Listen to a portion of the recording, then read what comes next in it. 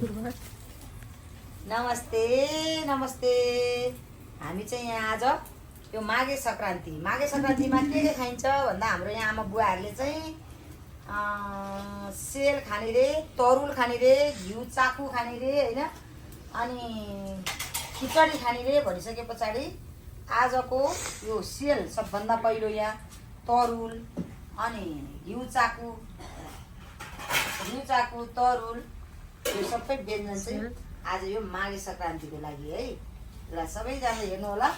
र माघे सङ्क्रान्तिको लागि हाम्रो परिकार चाहिँ यसरी बन्दैछ गाइज होइन। हामी चाहिँ यहाँ यसरी सेल आमा राख्नुहोस् अनि हामी चाहिँ बा आमाहरूलाई आज मिठो परिकार चाहिँ घुमाएर सेल अनि ककाले सेल बनाउनु भयो। हाम्रो चाहिँ यो 65 जनाको परिवारलाई त अब यतिको चाहियो गाइज होइन।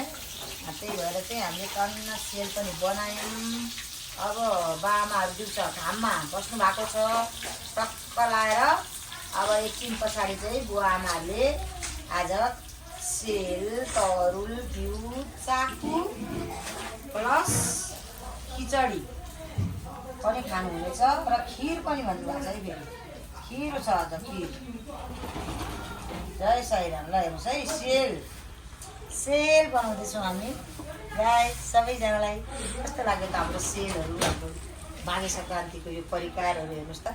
सेल चाहियो, तरुल चाहियो, उता घिउ चाकु पप्पा खाने रे बाआमाले। त्यहाँ घिउ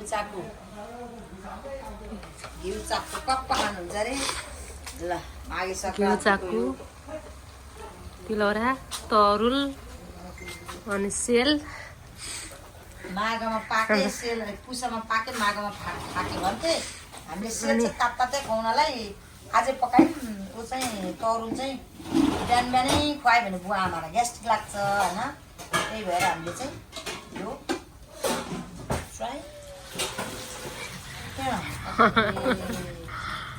गाइस आज हाम्रो सेल यो एकदम अघिले चाहिँ सेल बिग्रेर हैरान भयो है। जाने नजाने भने फेरि बनाउने भनेर लाग्यो। अघि चाहिँ बिग्रियो पहिला, पछि चाहिँ यो घिउ बढी भएछ क्या। घिउमा बढी घिउ भएको होइन अघि नै। घिउ बढी भयो होइन, मैदाको पिठो होइन, घिउ अलिक बढी नै हालिदियो हो क्या पिठोमा। एक मानभन्दा बढी घिउ हालेपछि अनि कहाँ अलिक 1 किलोको घिउ 1 किलो घिउ थियो होला हौ। खनाएर अलिकति चला थियो अनि आधा थियो, आधा त्यो ठुलो बट्टामा हो नि। हो त्यो बट्टा मैले ल्याएको थियो एउटा त्यो त ठुलो 1 किलोको बट्टा हो नि त हाम्रो पिठो। त्यत्रो घिउ हाल्नाले चाहिँ जस राम्रै भयो बाआमालाई खानको लागि। Okay guys, happy Maghe Sankranti.